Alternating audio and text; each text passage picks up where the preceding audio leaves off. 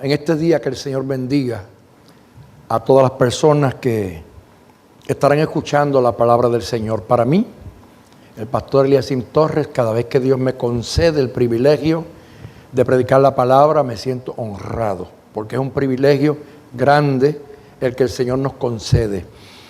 Hace bastante tiempo que hemos estado predicando bajo el tema Antes que nazca Icabod. Esta será la última parte de este mensaje, será la conclusión. Y yo quiero que todas las personas que lo escuchen puedan ponerle atención, porque queremos concluir dándole primeramente la gloria a Dios por lo bueno que le ha sido, por lo que le invito a que oren conmigo. Señor, en este momento vengo a tu presencia y yo te doy a ti la gloria y la honra que tú solamente mereces. Te pido que tú me utilices como un canal de bendición, porque voy a predicar tu palabra y quiero hacerlo para que tu nombre sea glorificado. Utilízame en este momento como un canal de bendición y pon tu palabra en mi boca para que todas aquellas personas que en un lugar o en otro la escuchen sean edificados. Te lo pido en el nombre de Jesús. Amén. Vamos a utilizar en este día el primer libro de Samuel, el capítulo 4, y doy lectura al versículo 17. Que dice: a la gloria de Dios Padre, Hijo y Espíritu Santo. Y el mensajero respondió diciendo: Israel huyó delante de los filisteos, y también fue hecha gran mortandad en el pueblo, y también los dos hijos, Ofni y Fines, fueron muertos, y el arca de Dios ha sido tomada. En el último mensaje que estuvimos predicando, estuvimos concluyéndolo con las tres razones que hicieron que Israel perdiera la batalla. La primera de ellas fue que los filisteos pelearon con el coraje de quien no tenía nada que perder. La segunda razón, los israelitas sintieron que la batalla era fácil porque tenían con ellos el arca del pacto y no pelearon con tanta fuerza. Y la tercera razón, Dios no bendijo la creencia supersticiosa de Israel en el poder del arca en vez de en el poder de Dios. Ahora, este versículo que nosotros vamos a considerar en este día tiene que ver con la conclusión de todo lo que hemos venido hablando durante todos estos capítulos de este mensaje. Es una noticia muy triste, un día muy trágico, porque la Biblia dice que en el primer combate cayeron 4,000 de Israel. Pero en este segundo combate en el que Israel se enfrenta a los filisteos, caen alrededor de 30,000 hombres. Por lo que podemos decir que casi 7 veces en cantidad, o sea, más de 7 veces en cantidad murieron. La noticia que se le va a traer a Elí es una noticia muy triste, porque va a ir de mal a peor y de peor a peor. Cada una de las noticias que él va a escuchar van a estremecer su alma. Bueno, nosotros podemos saber que no es fácil cuando una persona sabe que le ha fallado a Dios, que ha hecho algo que a Dios no le agrada y mantiene una expectativa sabiendo que de un momento a otro él se va a enterar de lo que no quiere oír.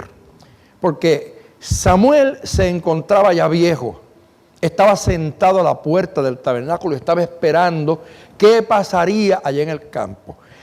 Hay un exégeta que dice que estaba Elí tan desesperado porque él sabía que había cometido un gran error al permitir que el arca de Dios se fuera. Estaba tan nervioso porque sabía que había dejado ir el arca de Dios en una empresa que era muy insensata y supersticiosa, y su conciencia le hacía temer que surgiría un gran desastre en ese día. Entonces, mis queridos hermanos, hay algo que me llama a mí la atención, es que precisamente cuando el arca de Jehová es traída al campamento, todos los israelitas gritaron, y gritaron con gran júbilo, que aún los filisteos se estremecieron, se asustaron, porque ellos dijeron: qué gran grito de júbilo es este, ¿por qué están gritando de esa forma? Y entonces ellos mismos llegaron a la conclusión: es que Dios ha venido al campamento. Y ellos dicen: antes no fue como ahora. O sea, porque las otras ocasiones el arca de Dios no había estado presente en la guerra, pero ahora sí. Y los filisteos sabían lo que significaba el arca. Ellos sabían que Dios era un Dios que había hecho portentos, que había hecho grandes milagros, que había sacado a Israel de Egipto con mano fuerte y poderosa, que había enviado 10 plagas y que aquel pueblo había entendido que el Dios de Israel no era el Dios de los dioses de los pueblos paganos, sino que era un Dios verdadero que tenía autoridad y poder para él defender a los suyos, como en el día de hoy, los que nosotros estamos aquí y los que sabemos que Dios es un Dios de verdad, un Dios que no falla, un Dios que no es un ídolo, que no es una piedra, que no es un muñeco, que es un Dios real. Los filisteos eran politeístas. Y ellos entienden al oír el ruido de aquel primer júbilo y pensaron que los dioses habían venido, no porque hubieran otros dioses, sino porque ellos entendían que había algo extraordinario, algo diferente a las ocasiones anteriores. Dios había venido con el pueblo de acuerdo al entendimiento de los filisteos y de acuerdo al entendimiento aún de los israelitas, porque ellos pensaban que al tener el arca de Jehová estaba todo bien.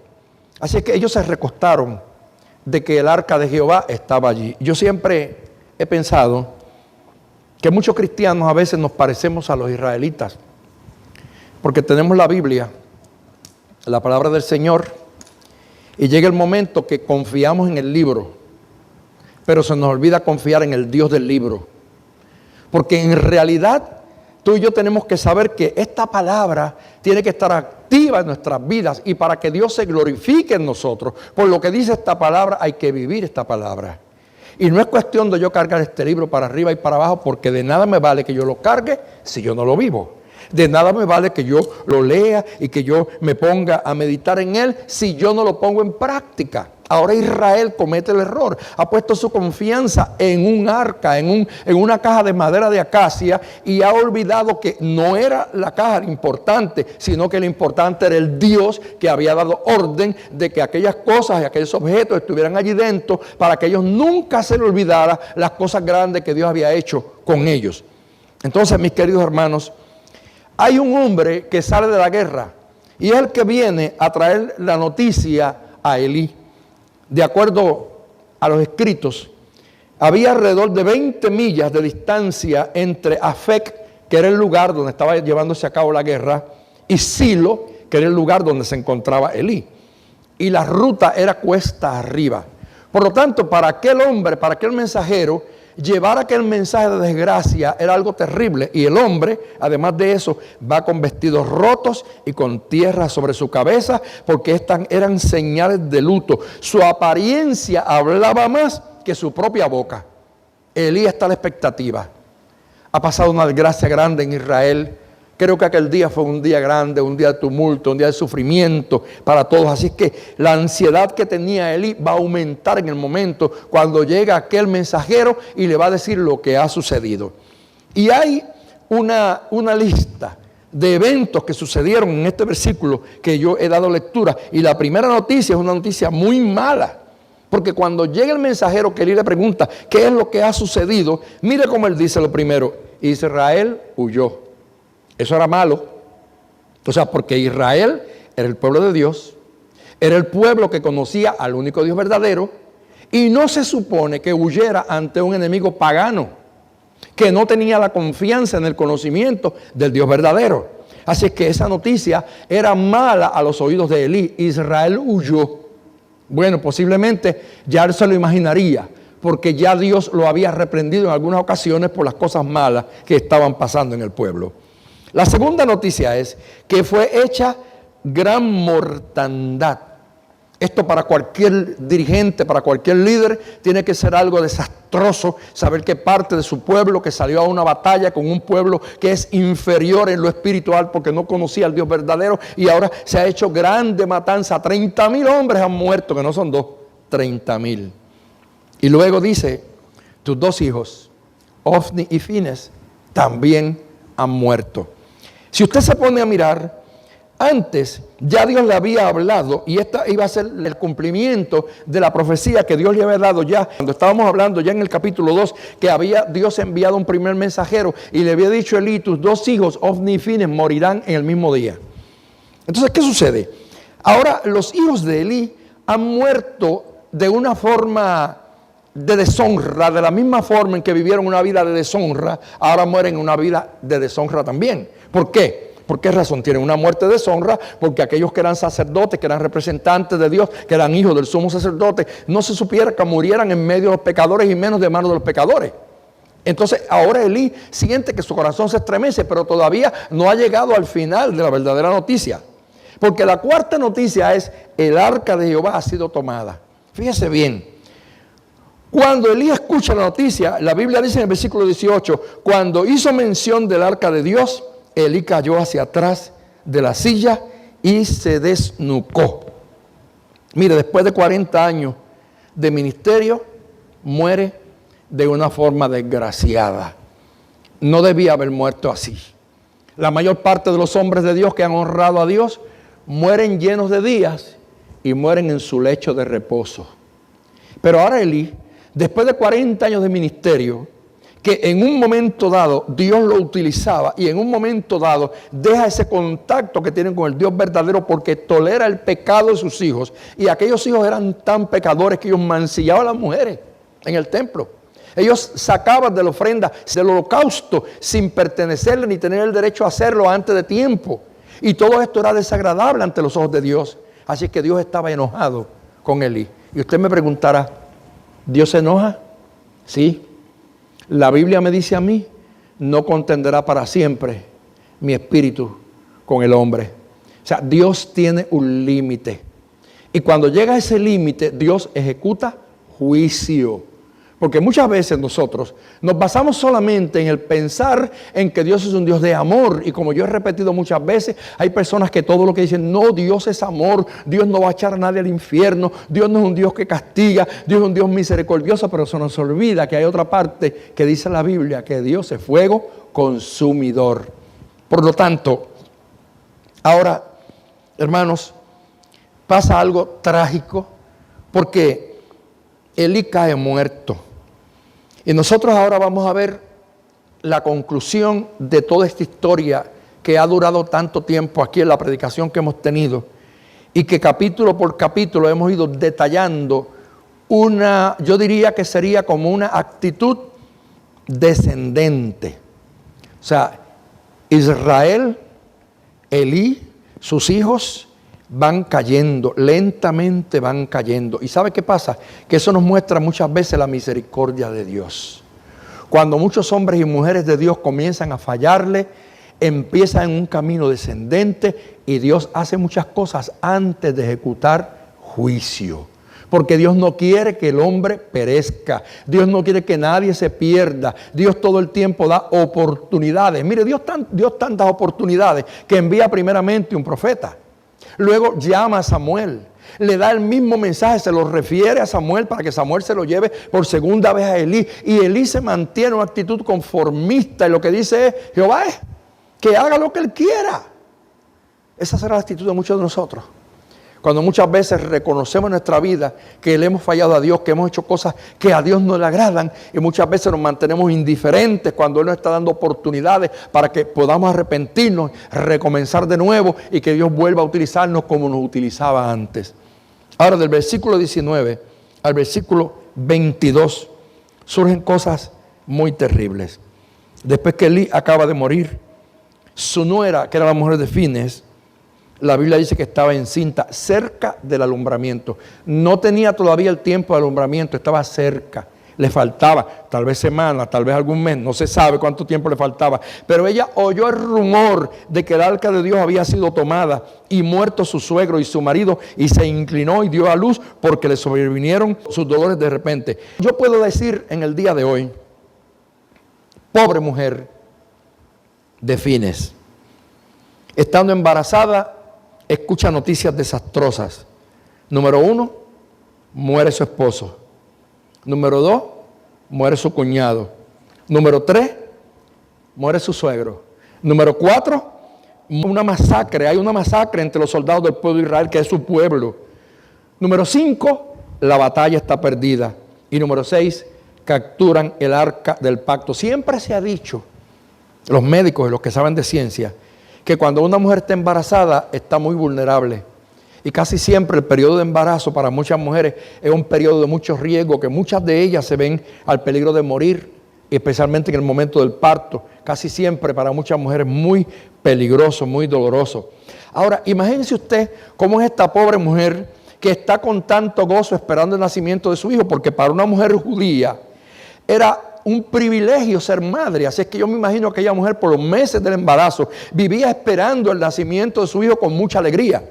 Pero cuando hay pecado en el pueblo y cuando la gente deshonra a Dios, las alegrías desaparecen. Y los momentos de fiesta y de celebración se pueden convertir en momentos de luto. Así es que en este momento esta mujer ha perdido el esposo, ha perdido el cuñado, ha perdido el suegro, ha perdido tantos compañeros del pueblo, ha perdido el pueblo la batalla. La mujer no pudo sobrevivir porque la angustia fue demasiado grande y le vinieron dolores de parto porque la angustia le provocó que ella pariera. Así es que, hermanos, para esta mujer fue distinto que a otras mujeres judías, porque el nacimiento de un hijo producía gozo y era esperado, pero para esta no. Para la esposa de Fines era un momento de angustia y de sufrimiento. Allí no estaba su esposo dándole la mano para ayudarla a parir. Allí no estaban los familiares de su marido esperando el momento en que el niño naciera para ofrecerle regalos. No sabemos si ella tenía ya en su mente un nombre escogido para el niño que iba a parir. Pero el dolor y la angustia cambió toda la alegría en llanto. Y ahora la Biblia dice que esa mujer inmediatamente, al reflejar su angustia y ver la nación que estaba en una trágica derrota, tuvo que llamar a su hijo Icabod. Tal vez muchos se han preguntado qué significa Icabod. Icabod significa traspasada es la gloria de Israel. Traspasada. O sea, dejó de estar en el lugar donde debía estar y se fue a otro lugar. Ahora, ¿qué sucede? Nosotros tenemos que preguntarnos, ¿en verdad la gloria de Dios había sido traspasada a Israel? Bueno, en un sentido sí. Pero la gloria ya se había ido. Cuando Israel dejó de arrepentirse y confiar en Dios, y entonces comenzó a confiar en supersticiones y a poner su mirada en objetos, que es el problema de mucha gente. Mucha gente hoy en día ha perdido la gloria, la presencia de Dios en su vida porque tienen su mirada puesta en objetos, no en el Dios verdadero. Y cuando eso pasa, la gloria se va. En esas casas donde la gente tiene ídolos, discúlpeme, donde tienen estatuas y todo eso, la gloria se fue hace tiempo. Porque el lugar que le pertenecía a Dios se lo han dado a otra cosa que no es Dios. Ahora, ciertamente, mis queridos hermanos, la gloria de Dios los había dejado, pero no porque el arca hubiera sido capturada, pues la gloria ya los había abandonado hacía mucho tiempo, desde que Israel había olvidado que Dios era Dios. En el día de hoy, yo creo que es una reflexión que tenemos que hacer todos los cristianos, todos los que escuchemos esta palabra. Debemos de pensar y mirar a nuestro interior. ¿En qué posición se encuentra la gloria de Dios en nuestras vidas? ¿Por qué razón? ¿Por qué antes que nazca Icabod? ¿Por qué este tema que hemos desarrollado durante tanto tiempo? ¿Por qué antes? Porque antes de que Dios ejecute juicio, Dios es un Dios de amor, Dios es un Dios de misericordia y nos permite muchas oportunidades para que nosotros nos arrepintamos. Fíjese, en Génesis 6:3, Jehová habló y dijo, no contendrá para siempre mi espíritu con el hombre. Así es que antes que nazca Icabod, Dios envía un profeta. Antes que nazca Icabod, Dios llama a Samuel. Antes que nazca Icabod, Dios confirma el mensaje.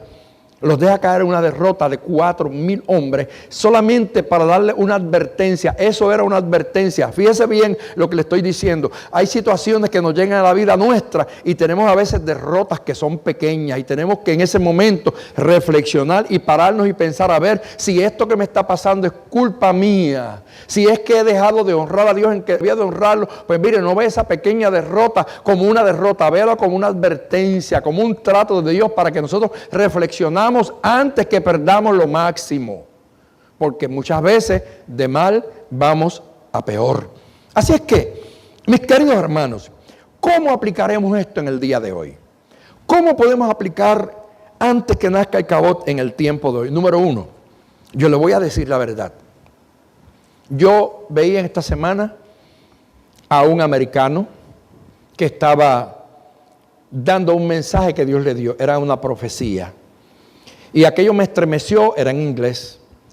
Pero el hombre, por el Espíritu Santo, hablaba y el Señor estaba dando un mensaje precisamente a los Estados Unidos. Pero yo creo que eso tiene que ver con todos nosotros.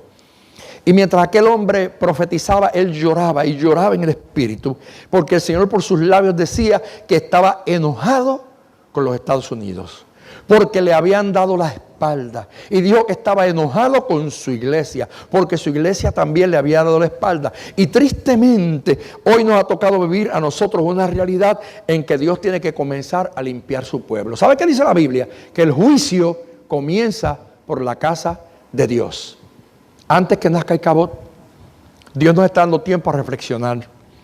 Porque los que como yo hemos conocido el Evangelio por muchos años y que conocimos el Evangelio original, y voy a hacer una aclaración aquí. Cuando hablo del Evangelio original, es que es el Evangelio auténtico, el apostólico, el que predicaron los apóstoles, que tuvo un origen. Y como yo he dicho en otras ocasiones, aquellos apóstoles del Señor, el Señor los llamó para que ellos establecieran la doctrina eterna. Y uso la palabra eterna porque una vez que los apóstoles que fueron llamados directamente por el Señor, y usted me dirá, ¿Pablo no lo vio? Sí lo vio. Camino a Damasco, Jesús mismo se le apareció y le dijo, yo soy Jesús a quien tú persigues. Y le habló a Pablo y lo hizo apóstol de los gentiles y fue el último apóstol. Entonces, ¿qué sucede? Que nosotros nos damos cuenta de que en el Evangelio original se respetaba a Dios, se respetaba el templo. Los templos eran lugares de adoración, no lugares de espectáculos, como hoy en día se han convertido. Porque muchos templos no son otra cosa, mis queridos hermanos, que circos. Circos, donde los altares ya no hay pastores, sino comediantes. Han tomado los dones del Espíritu Santo para jugar con ellos. Y usted se pone a ver que decía yo los otros días que vi algo que pasaron por ahí en las redes de un pastor que se bajaba de un carro y un montón de gente, pastor, tóqueme, tóqueme. Y la gente se tiraba al piso, inmediatamente caían todos al piso. Un show, un espectáculo. Mire, en una ocasión a Jesús le pidieron que hiciera milagros y Jesús no quiso hacer milagros porque Dios no hace milagros para espectáculos ni para show. Dios hace milagros para manifestar la gloria del Padre. Así que todo milagro que el Señor hace no es para que nadie se lleve la gloria ni para que un hombre se sienta grande. No, no, no. Dios lo hace para manifestar su gloria y que todo el mundo sepa que Él es Dios. Así es que nosotros hoy en día tenemos que tener cuidado porque el juicio de Dios está a punto de caer. Y tal vez usted me dirá, este es un pastor trágico. No, no, no. Yo soy un pastor que soy realista, porque yo no soy pastor de hoy. Ya pronto, dentro de un año y pico, yo cumplo 50 años en el ministerio. Así es que he vivido y vengo de esa escuela antigua y vengo de ese evangelio original, donde la casa de Dios era el lugar de adoración, y se venía a servirle a Dios con mucha reverencia. Pero ¿sabe qué pasa? Que yo viví una experiencia un día donde el Señor me dijo, pronto yo subiré a los altares de mi pueblo y los limpiaré. Porque muchos de los altares de mi pueblo han sido profanados. Y hoy en día usted se pone a mirar y mire, esto de las redes sociales ha hecho que hoy en día se haya perdido la seriedad. Se ha mezclado lo santo con lo profano. Y usted ve que hay montones de gente haciendo chistes en los altares, comediantes en los altares, hay bailarinas en los altares. Eso es una cosa increíble. Hasta mujeres bailando en tubo en la casa de Dios. Hombres, hermanos, haciendo unos bailes y mujeres haciendo unos bailes sensuales y sexuales. Moviendo sus caderas de una forma tan depravada, provocando al sexo y a la sensualidad, y Dios está enojado. Y antes que nazca Icabod, Dios está advirtiéndole a la gente que vuelvan a la senda antigua, que vuelvan al camino original, que vuelvan al Evangelio Santo, porque Dios está vivo y el Dios del tiempo de Ananías y Zafira es el Dios de hoy. Y yo sé que pronto Dios comenzará a limpiar los altares. Y todos estos grandes que se han inflado y que se sienten con renombre, que ahora hay que rendirle pleitesía porque lo que buscan es alfombras rojas y lo que quieren tener escuderos para que los cuiden y los protejan porque ya perdieron la protección del Espíritu Santo. Porque si tú buscas que los hombres te protejan es porque perdiste la confianza y la fe en el Dios que te llamó y en el Dios que te cuida. Así es que todo esto es abominable ante los ojos de Dios. ¿Cuánta gente hoy en día vive en una doble vida? Y nosotros sabemos que hay montones de gente, mis queridos hermanos, que son ladrones del altar, que están en contra de la iglesia porque los utilizan y utilizan el evangelio, la predicación del evangelio como un modo vivendi. Entonces toman a los incautos a través de profecías y el Señor me dice que aquel va a dar tanto y el Señor me dice que tienes que dar tanto y ven acá para yo bendecirte. Tú no puedes bendecir a nadie, el único que bendice es Dios. Dios es un Dios de bendición. Y Dios espera que los suyos aprendan a vivir en santidad, porque las bendiciones de Dios no están atadas, no están amarradas. Yo no tengo que desatar ninguna bendición, yo no tengo que decretar ninguna bendición, porque Dios ya las desató en el cielo hace mucho tiempo. Yo lo que tengo es que vivir en santidad como manda su palabra, para que las bendiciones de Dios lleguen a mí. Él me va a bendecir porque Él lo ha prometido. Entonces, ¿qué yo tengo que hacer? Antes que el juicio caiga. Por eso decía, antes que nazca Icabod, antes que lleguen los dolores de parto, antes que esa mujer que es la iglesia, antes que antes que comience el dolor y que no pueda nombrar el hijo con el nombre que quería, Dios está llamando a su pueblo a que se arrepienta. Dios está llamando a los apóstoles a que vuelvan a ser pastores. Esos que se autollamaron apóstoles a partir de los años 80, que empezaron con toda esa bobería y con todos esos títulos y con ese montón de neopentecostalismo, y que hoy en día ven a los pastores, no, esos pastorcitos, y nos humillan. Mira, hermano, de nada te vale el título, porque si perdiste la gloria, la presencia de Dios ya se fue de tu vida. Simplemente eres como un metal que resuena y como un címbalo que retiña y nada más. Entonces Dios quiere que hoy en día la gente vuelva a Él. Dios limpiará los altares. Mire, Dios hará que mucha gente caiga en ruina. Decía el Señor a través de este hombre que estaba predicando que Él iba a permitir que muchos templos los cerraran. Cerrarán muchos templos porque ¿sabe qué? Los gobiernos de hoy no son los gobiernos de aquel tiempo. Por ejemplo, la nación americana, que era una nación que tenía la línea evangélica, ya eso no existe. Hoy en día a Dios lo han puesto en el último lugar. Y tristemente, muchas iglesias también han puesto a Dios en el último lugar. Y ya no se predica para glorificar a Dios, se predica para que la gente aplauda. Hermanos, ya no se canta para que el Señor reciba la gloria en su trono y que allá nuestro cántico se una al cántico de los ángeles como perfume agradable ante la presencia de Dios, para que el Señor se sienta gozoso con la alabanza que la iglesia le da. No, lo que la gente hace es cantando por dinero. Y yo citaba los otros días aquí predicando de un pastor que me contó la experiencia de que él iba a hacer un concierto, invitó varios cantantes, pero entre ellos invitó uno que lo trajo de los Estados Unidos, le pagaron el pasaje, le iban a dar ofrenda y todo. Y cuando llegaron al concierto, presentaron al hermano René, en aquel tiempo de gloria que René vivió, y cuando presentaron a René antes que a él, y Dios usó a René en los cánticos y la gloria de Dios bajó y los hermanos alabaron al Señor. Y el cantante invitado se metió al camerino y se puso furioso. Y cuando lo fueron a buscar para cantar, ya no quería subir al altar para cantar, porque él dijo, aquí la estrella invitada soy yo. ¿Cómo es que pusieron a René primero? ¿Y qué pasa? Dios lo humilló. Porque a regañadientes lo sacaron para cantar porque ya no quería ni cantar. Entonces cuando él empezó a cantar, la unción se fue. La gloria se fue. ¿Y sabe qué pasó? Todo el mundo del concierto empezó a irse y terminó el concierto con 2 o 3 hermanos porque la mayoría se fue. ¿Sabe por qué? Porque Dios va a humillar a mucha gente en los altares. A muchos cantantes famosos se les va a ir la voz. Se van a quedar sin garganta porque Dios los va a apretar por el cuello para que sepan que antes que nazca Icabod, Dios está dando oportunidades a que los cantantes vuelvan a cantar para glorificar el nombre del Señor. Y hay montones de predicadores famosos que pronto se le acabará la fama, porque caerán y se reventarán cuando caigan, porque Dios lo va a permitir. ¿Por qué? Porque son estrellas estrelladas. Y Dios está llamando hoy en día gente que luzcan como estrellas, pero estrellas para la gloria de Dios. No que yo soy la estrella invitada. ¿Quién dijo eso? Aquí la estrella invitada se llama Jesucristo. Ese es el importante de la iglesia. Hay que volver a predicar en el nombre de Jesús para que la gente sea salva. Sé que Dios hará eso con mucha gente, mis queridos hermanos. Mire, muchos van a temblar cuando Dios comience a glorificarse, cuando Dios comience a limpiar los altares, y cuando esos reinos que han montado aquí, cuando esa gente que se cree grande, no solamente en Puerto Rico, porque esto ha llegado a diferentes países. Leía yo los otros días una noticia que en un país de África el gobierno estaba cerrando los templos y persiguiendo las iglesias. ¿Sabe por qué? Porque este movimiento de la prosperidad, el gobierno descubrió que la gente está muriéndose de hambre y que muchos pastores y líderes estaban ricos y millonarios, con carros caros y lujosos, y la gente muriéndose de hambre. Vea la persecución que hay en Nicaragua.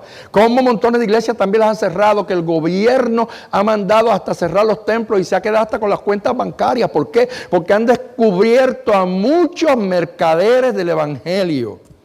Gente que ha tomado el evangelio como un modo vivendi y que han dejado de glorificar a Dios. ¿Sabe qué? Tú eres un sacerdote de Dios. Si Dios te llamó a predicar la palabra, Dios te llamó a que seas un representante de Él aquí en la tierra, pero Dios está buscando sacerdotes que no sean como Elí, que no engorden con la riqueza del pueblo. Hermanos, que mueran de honra, que sean como Samuel, que Dios no dejó caer ni una de sus palabras por tierra, que puedan glorificar el nombre de Dios con su vida y con su ministerio. Hoy en día Dios le hace un llamado a la iglesia. Creo que este mensaje que he estado predicando, el 8º capítulo de este mensaje, yo creo que Dios ha querido que yo predique esto para que los cristianos, desde los miembros de las iglesias, de los pastores, los altares, desde los cantantes, los supuestos apóstoles, todos estos que tienen títulos, se den cuenta que la gloria es de Dios.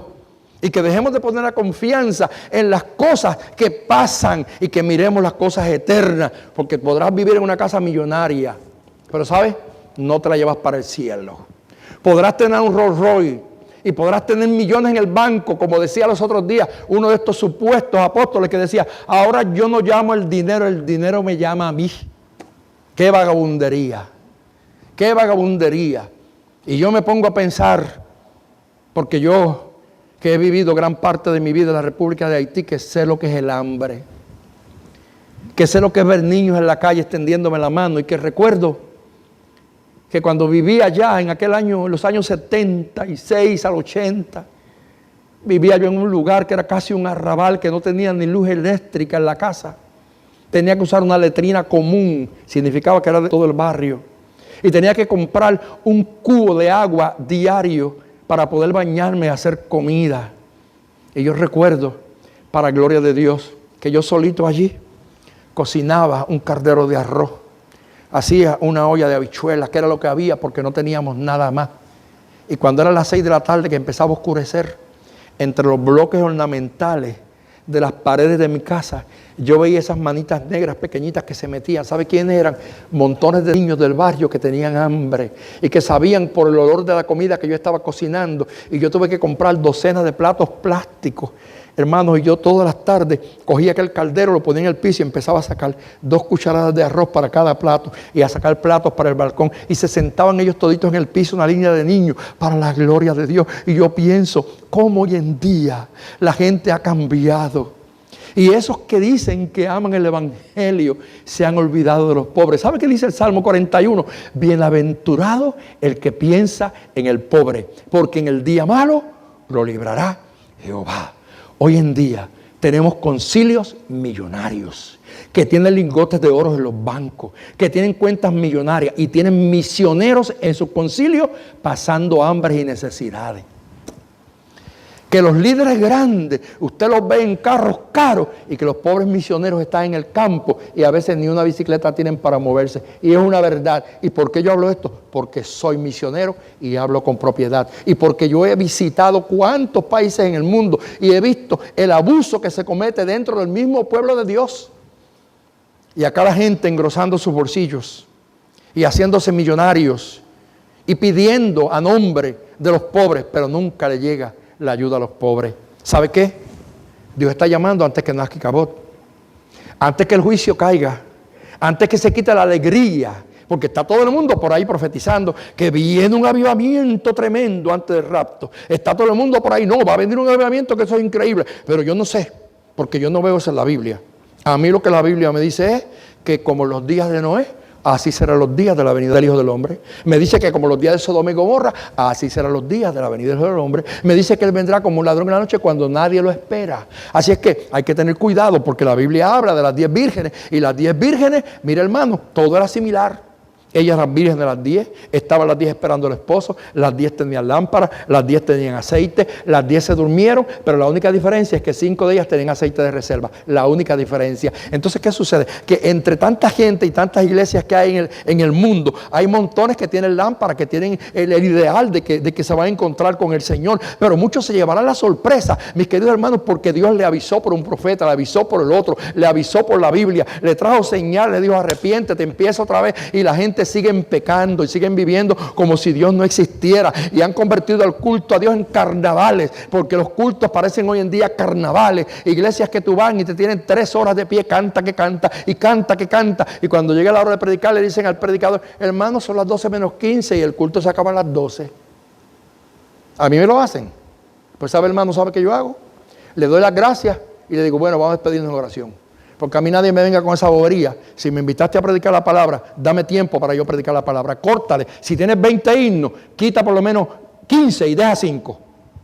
Y da tiempo a la palabra, porque la Biblia dice en el libro de Oseas que el pueblo perece porque le falta conocimiento. Y por eso estamos como estamos, porque no hay tiempo para la palabra. A la gente no le gusta que uno predique estos mensajes, porque hoy en día lo que la gente quiere es que le hablen de pensamiento positivo, de que vas a prosperar, de que todo estará bien, que ya no hay problema, que mañana no va a pasar nada malo, que todo será bueno. Eso es lo que me dice la Biblia. Hábleme de lo que está pasando hoy en día en el mundo. ¿Acaso las cosas están mejores? ¿Acaso las cosas están mejores? No, para nadie. En el mundo todo está al revés. Todo va de mal en peor. La temperatura cambió. Ahora los años son más calientes que antes. Los fríos son más fríos que antes. Sí, todo está de una forma terrible. Los precios donde quiera han subido. Los sueldos la gente no se la suben, pero la comida está muy cara. Todo está diferente. Todo nos está diciendo que hay algo malo que se acerca. Iglesia, abre los ojos. Abre los ojos. Porque Dios manda profetas. Si no oyes el primero, te manda el segundo. Pero cuando ya no oyes, te mata 4,000. Para que te des cuenta de que algo está pasando mal, a ver si reflexionas. A ver si reflexionas. Y se contradice en la interpretación de la palabra Ebenezer, que era una roca de refugio. Y mire, en Ebenezer mataron 4,000. Se convirtió en derrota. ¿Por qué? Porque cuando el pueblo está en pecado, Dios tiene que ocultar su rostro.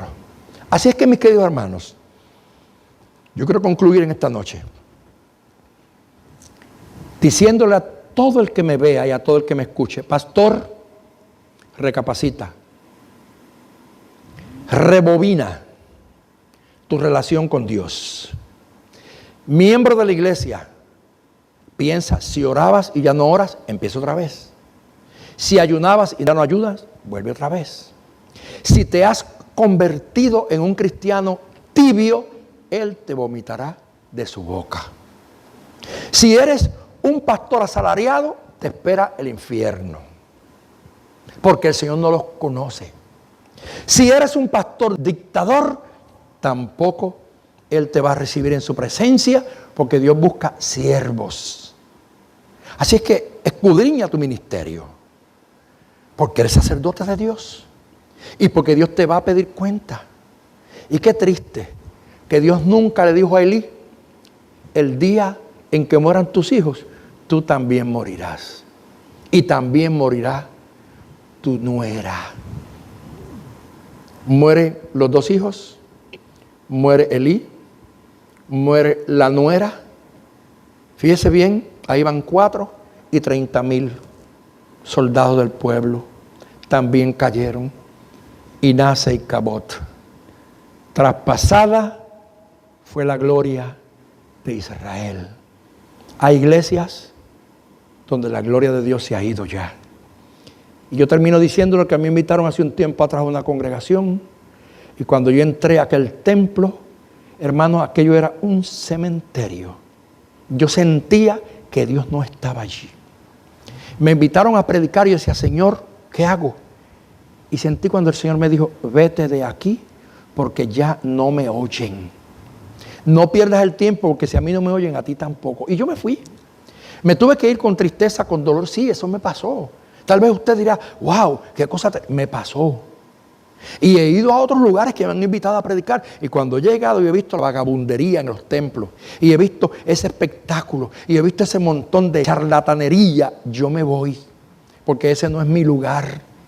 Y Dios está donde lo adoran en espíritu y en verdad.